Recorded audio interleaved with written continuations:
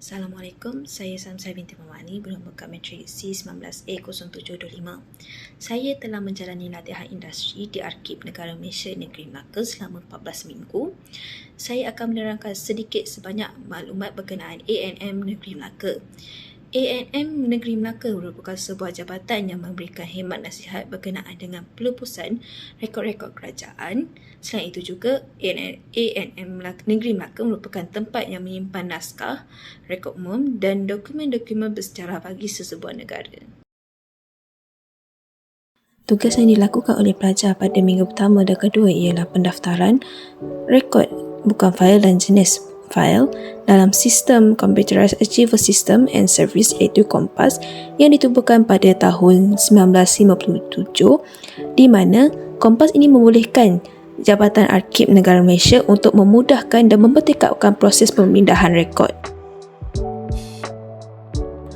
Melalui sistem COMPAS ini, pelajar dapat mempelajari cara dan memahami kemasukan rekod-rekod kerajaan di dalam sistem COMPAS yang lebih mudah kerana dengan adanya teknologi seperti ini dapat menyimpan setiap rekod-rekod dalam tempoh masa yang panjang. Seterusnya ialah pembersihan rekod fail. Rekod fail juga dikategorikan dalam pengurusan rekod di mana kawalan secara efisien dan sistematik dilakukan ke atas pewujudan, penerimaan, penyelenggaraan, penggunaan dan pelupusan. Tujuan pembersihan rekod fail adalah untuk merawat dan mencegah rekod daripada mengalami kerosakan yang lebih teruk.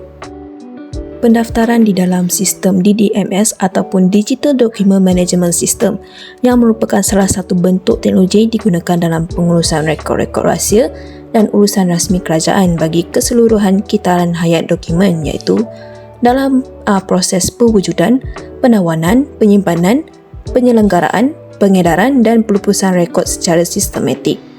DDMS mempunyai peranan dalam pembangunan klasifikasi fail urusan am dan urusan fungsian bagi agensi sektor awam serta jadual pelupusan rekod fungsian jabatan sebagai prasyarat utama sebelum agensi sektor awam menggunakan sistem DDMS.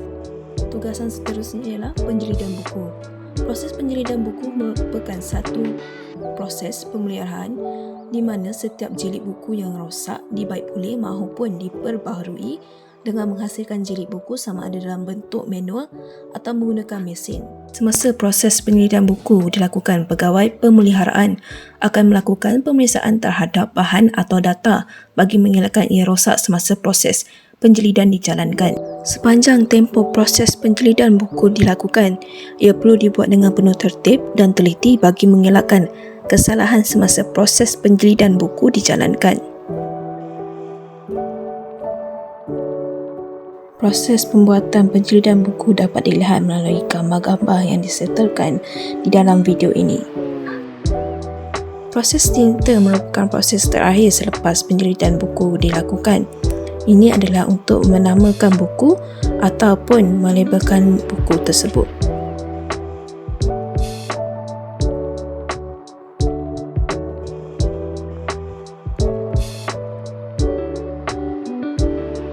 Tugasan terakhir yang dilakukan oleh pelajar ialah pengawitan.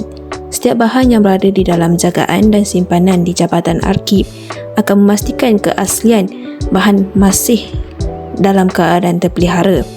Proses pengawitan dilakukan kepada rekod-rekod yang mengalami kerosakan dan rekod yang berkemungkinan untuk rosak atau musnah. Proses pengawitan ini melibatkan proses pengawitan secara tradisional dan juga proses pengawitan tisu di mana pelajar mempelajari dua kaedah pengawitan ini iaitu pengawitan tisu dan tradisional. Melalui proses ini, pelajar juga mengetahui bahawa rekod-rekod yang disimpan juga perlu sentiasa dipantau setiap masa bagi mengelakkan rekod-rekod lama berada dalam keadaan rapuh, koyak maupun lusuh. Di dalam video ini dapat dilihat pelajar mempelajari proses pengawitan secara tradisional dan proses pengawitan tisu di bawah jagaan staf Jabatan Arkib Melaka.